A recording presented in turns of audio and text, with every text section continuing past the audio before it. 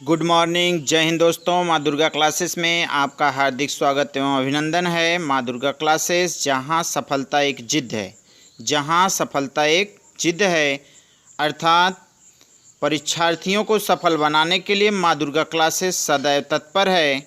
और मैं चंद्रेश सर आज आप लोगों के परीक्षा के ध्येय से महत्वपूर्ण टॉपिक लेकर आया हूँ। यह वीडियो आप अंत तक देखिएगा। यदि यह वीडियो आपको अच्छी लगे तो आप लाइक एवं सब्सक्राइब करना बिल्कुल ना भूलिए। तो चलिए, टॉपिक शुरू होने से पहले एक बार हम लोग सब्सक्राइब कर लें। तो चलिए, चैनल को सब्सक्राइब करिए और बेल आइकन बटन दबा दीजिए।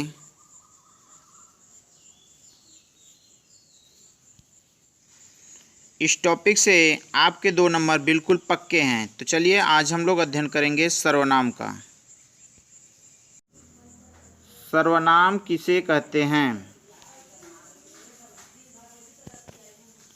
संज्ञा के बदले जिन शब्दों का प्रयोग किया जाता है उसे सर्वनाम कहते हैं।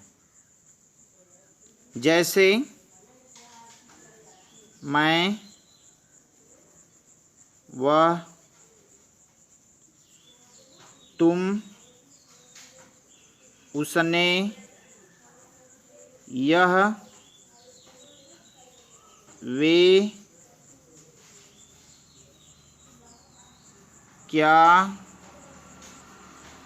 कौन आदि। ठीक है, तो अब हम चलेंगे सर्वनाम के भेद। सर्वनाम के कितने भेद होते हैं? तो सर्वनाम के कुल 6 भेद होते हैं।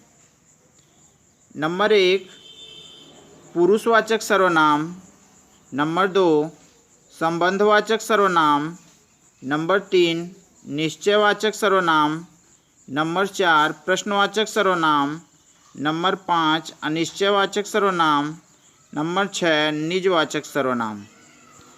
ठीक है, तो यह रहे सर्वनाम के 6 भेद। चलिए आगे चलते हैं। ट्रिक से देखिए हम कैसे सर्वनाम का नाम याद करते हैं। तो ट्रिक है,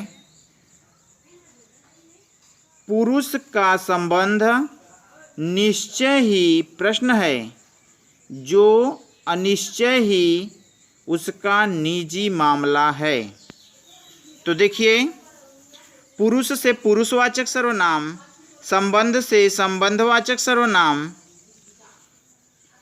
निश्चय से निश्चयवाचक सर्वनाम, प्रश्न से प्रश्नवाचक सर्वनाम, और अनिश्चय से अनिश्चयवाचक सर्वनाम, और निजी से निजीवाचक सर्वनाम। ठीक है, तो ध्यान देंगे। चलिए, तो अब हम चलते हैं। नंबर 1 पुरुषवाचक सर्वनाम। पुरुषवाचक सर्वनाम किसे कहते हैं?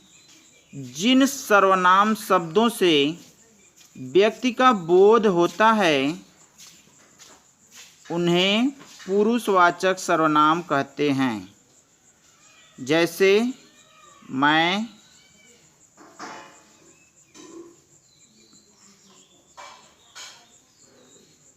तुम, वह आदि। ठीक है, तो जिन सर्वनाम शब्दों से व्यक्ति का बोध होता है उन्हें पुरुषवाचक सर्वनाम कहते हैं। जैसे मैं, तुम, वह आदि।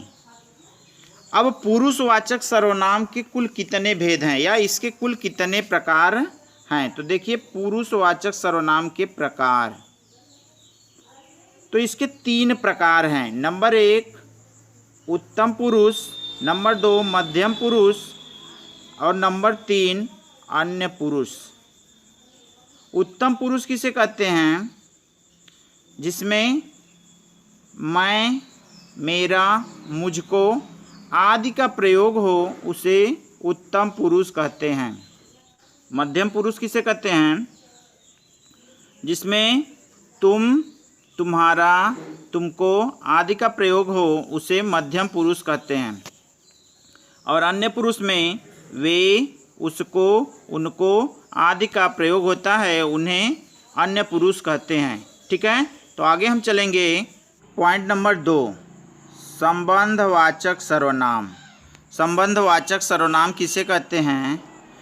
जिस सर्वनाम में एक सर्वनाम का दूसरे सर्वनाम से संबंध हो, संबंधवाचक सर्वनाम कहलाते हैं।